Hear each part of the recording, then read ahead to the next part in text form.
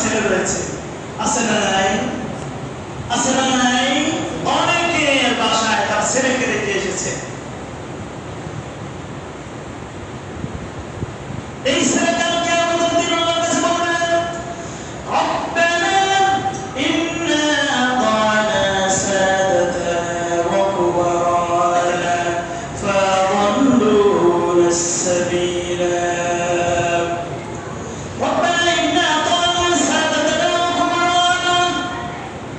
আল্লাহ, আমি তো আমার আব্বার অনুসরণ করেছি, আমি তো আমার উস্তাদের অনুসরণ করেছি, আমি তো আমার বড় ভাইয়ের অনুসরণ করেছি, আমি আমার বসের আনুগত্য করেছি। আমার বস কখনো আমাকে নামাজের শিক্ষা দেয় নাই,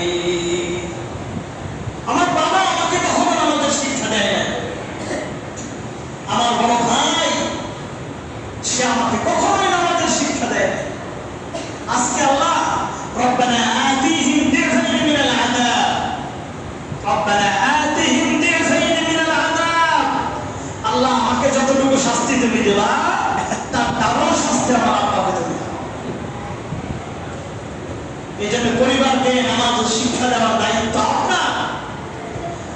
আপনি তাকে আপ্রাণ চেষ্টা করবেন তার জন্য, এরপরেও যদি সে না আসে সেই দায়িত্ব বর্তাবে আপনার ছেলের উপর। আপনি আপনার বাচ্চার জন্য কয়দিন নামাজ পড়ে নাই বলে তার বাসার খাবার বন্ধ করেছেন? কয়দিন বলতে পারবেন?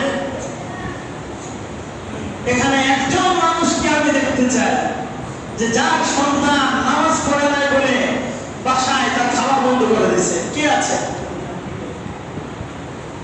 তাকে ধোঁকা দিয়েছেন, মার দিয়েছেন, শাস্তির মুখোমুখি করেছেন, এমন মানুষ খুঁজে পাওয়া কঠিন, ঠিক কিনা? কিন্তু আপনার বাচ্চা স্কুলে যায় নাই, পিটুনি দিছে, আছে না নাই? আপনার বাচ্চা ঠিক মতো দোকানে বসে না, পিটুনি দিছে, আছে না নাই?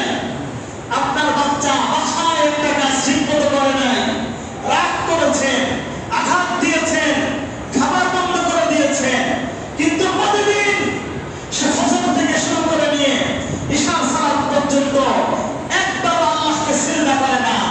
আপনি মুরব্বী মানুষ, দাড়ি পেকে গেছে, 5 ওয়াক্ত মসজিদে আসেন, 5 ওয়াক্ত ঠিকই আপনি নামাজ পড়েন, কাল কিয়ামতের ময়দানে আল্লাহর আদালতে আপনাকে জবাবদিহি করতে হবে। বাঁচতে পারবেন না, বাঁচতে পারবেন না।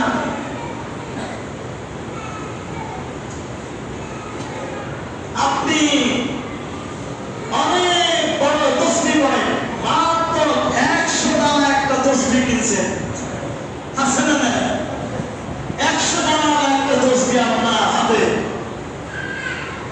প্রতিদিন আপনি এদিকে খেয়াল করেন, বাচ্চারা আসবে, চিল্লাবে, এটাই মসজিদের বৈশিষ্ট্য, ঠিক কিনা?